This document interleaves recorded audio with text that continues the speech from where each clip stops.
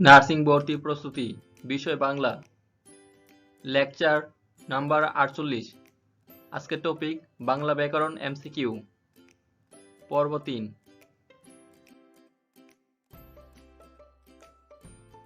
কোনটি মিশ্র ক্রিয়া? গোলায় যাও। কোনটি মিশ্র ক্রিয়া? গোলায় যাও। দক্ষতা অর্থে হাত শব্দের ব্যবহার কোনটি? হাত আসা। দক্ষতা অর্থে হাত শব্দের ব্যবহার কোনটি? হাত আসা। হে দারিদ্র, তুমি মোরে করেছ মহান। এখানে দারিদ্র কোন পদ? বিশেষ্য পদ। হে দারিদ্র, তুমি মোরে করেছ মহান। এখানে দারিদ্র কোন পদ? বিশেষ্য। বাক্যের অপরিহার্য অঙ্গ কোনটি? ক্রিয়া। বাক্যের অপরিহার্য অঙ্গ কোনটি? ক্রিয়া। নিশীথ রাজে বাজছে বাঁশি। এখানে নিম্নরেখ শব্দটি কোন পদ? বিশেষণ। নিশীথ রাতে বাজছে বাঁশি। এখানে নিম্নরেখ শব্দটি কোন পদ? বিশেষণ। সামুদ্রিক শব্দটি বিশেষণ। সামুদ্রিক শব্দটি বিশেষণ। ফুল কি ফুটে নি শাখে? নি হচ্ছে ক্রিয়া বিশেষণ। ফুল কি ফুটে নি শাখে? নি হচ্ছে ক্রিয়া বিশেষণ। গুণবাচক বিশেষণ চৌকস। গুণবাচক বিশেষণ চৌকস। বেলেমাটি পদের প্রথম অংশটি কি রূপ বিশেষণ? উপাদানবাচক। বেলেমাটি পদের প্রথম অংশটি কি রূপ বিশেষণ? উপাদানবাচক। ওগো আজ তোরা যাসনে ঘরের বাহিরে। ওগো কোন ধরনের অব্যয় পদ? অনন্যই অব্যয়। ওগো আজ তোরা যাসনে ঘরের বাহিরে। ওগো কোন ধরনের অব্যয় পদ? অনন্যই অব্যয়। সবকটা জানালা খুলে দাও না। বাক্যে না এর ব্যবহার অলংকার সূচক। সবকটা জানালা খুলে দাও না। বাক্যে না এর ব্যবহার অলংকার সূচক। বিশেষ্য ও বিশেষণ উভয় অর্থে ব্যবহৃত হয় শব্দটি ঐকিক। বিশেষ্য ও বিশেষণ উভয় অর্থে ব্যবহৃত হয় কোন শব্দটি? ঐকিক। পানীয়ের বিশেষণ পদ কি? পানীয়। পানীয়ের বিশেষণ পদ কি? পানীয়।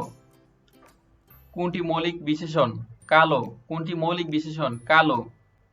তুমি যদি হতে বনফুল, কি ভালোই না লাগতো। বাক্যটি হলো নিত্যবৃত্ত অতীতকালের।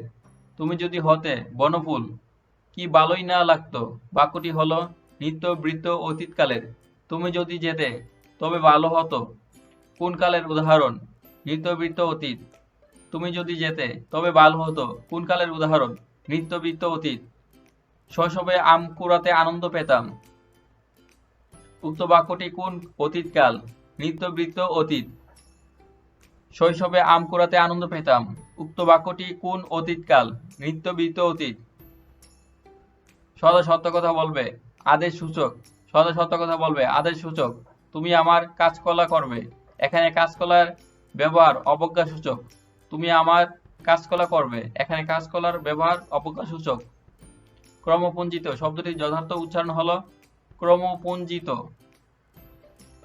ক্রমপুঞ্জিত শব্দটির যথার্থ উচ্চারণ হলো ক্রমপুঞ্জিত। মতিনের ভাই বাড়ি যাবে। বাক্যটি কোন পদের উদাহরণ? সম্বোধন পদ। মতিনের ভাই বাড়ি যাবে। বাক্যটি কোন পদের উদাহরণ? সম্বন্ধ পদ। বাবা আদালতে গিয়েছেন। এখানে আদালত কোন কারক? অধিকরণ কারক। বাবা আদালতে গেছেন। এখানে আদালত কোন কারক? অধিকরণ কারক। এ সুতায় কাপড় হয় না। কারক নির্ণয় করো। করণ কারক। এ সুতায় কাপড় হয় না। করণ কারক। টাকায় কি না হয়? টাকায় শব্দটি কোন কারকে কোন বিভক্তি? করণের সপ্তমী।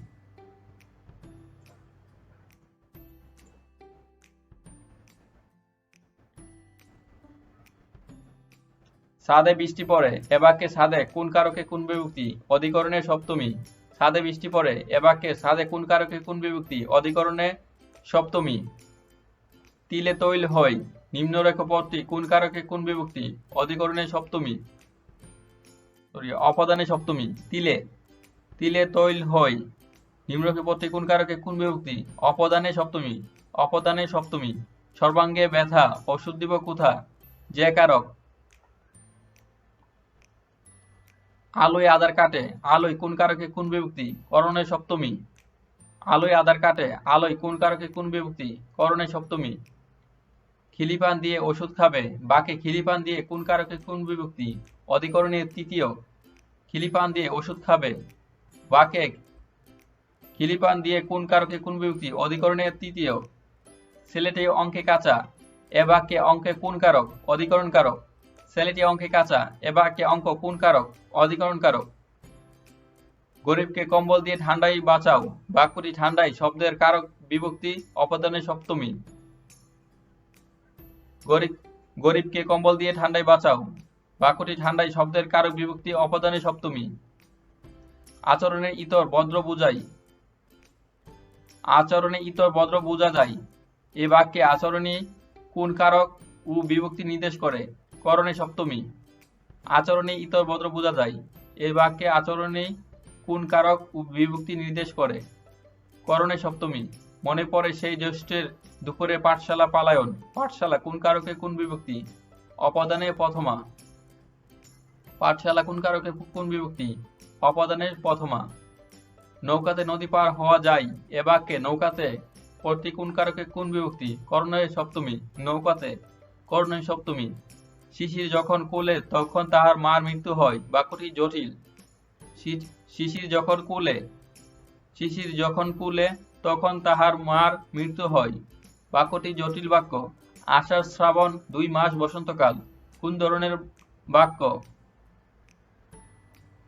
দোষ স্বীকার করো, তোমাকে কোনো শাস্তি দিব না, এটি কোন ধরনের বাক্য? যৌগিক বাক্য।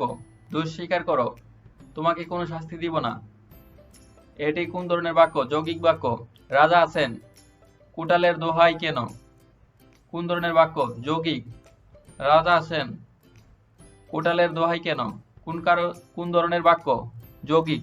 ধনীদের ধন আছে কিন্তু তারা প্রায় কৃপণ হয়, বাক্যটি যৌগিক। ধনীদের ধন আছে কিন্তু তারা প্রায় কৃপণ হয়, যৌগিক বাক্য। আকাঙ্ক্ষা আসক্তি যোগ্যতা কিসের গুণাবলী? বাক্য। আকাঙ্ক্ষা আসক্তি যোগ্যতা কিসের গুণাবলী? বাক্য। গরু মানুষের গোশত খায়, বাক্যটিতে কিসের অভাব আছে? যোগ্যতার অভাব আছে। গরু মানুষের গোশত খায়, বাক্যটিতে কিসের অভাব আছে? যোগ্যতার অভাব আছে। সুখবরটা জেনে সে আনন্দিত হয়েছে, এটি কোন ধরনের বাক্য? সরল বাক্য। সুখবরটা জেনে সে আনন্দিত হয়েছে, এটি কোন ধরনের বাক্য? সরল বাক্য। পৃথিবী চিরস্থায়ী নয়, এটি কোন ধরনের বাক্য? নেতিবাচক। পৃথিবী চিরস্থায়ী নয়, এটি কোন ধরনের বাক্য? নেতিবাচক। কাজটা ভালো দেখায় না কোন বাচ্যের উদাহরণ? কর্মকর্তৃবাচ্য। কাজটা ভালো দেখায় না কোন বাচ্যের উদাহরণ? কর্মকর্তৃবাচ্য। বাঁশি বাজছে কোন বাচ্যের উদাহরণ? কর্মকর্তৃবাচ্য।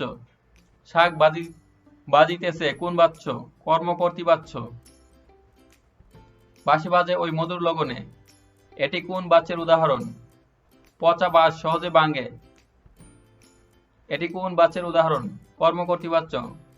পচা বাঁশ সহজে ভাঙে, এটি কোন বাচ্যের উদাহরণ? কর্মকর্তৃবাচ্য।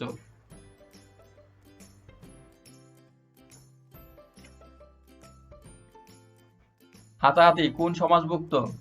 বহুব্রীহি সমাস। হাতাহাতি কোন সমাসভুক্ত? বহুব্রীহি সমাস। উপকথা শব্দটির কোন সমাস?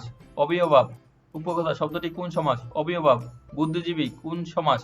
উপপদ তৎপুরুষ। বুদ্ধিজীবী কোন সমাস? উপপদ তৎপুরুষ। চোখের বালি এই বেশ বাক্য কোন সমাসের? অলুক তৎপুরুষ।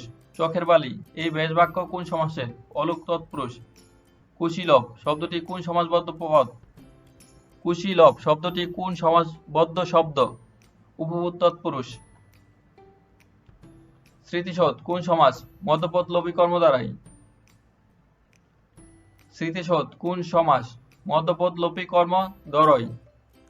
শিক্ষামন্ত্রী কোন সমাস? মধ্যপদ লোপী কর্ম দ্বরয়। তিনি বললেন দয়া করে ভিতরে আসুন, বাক্যটি কিসের উদাহরণ? প্রত্যক্ষ উক্তি। বাংলা ভাষার বিরাম চিহ্নের প্রবর্তন করেন কে? নিজের জ্যোতি চিহ্নটি সেমিকোলন পরিবর্তে বসতে পারে না, হাইফেন। আমি বললাম তুমি গৃহদাহ পড়িয়াছ কি? এ বাক্যে কয়টি বিরাম চিহ্ন বসবে? 3টি।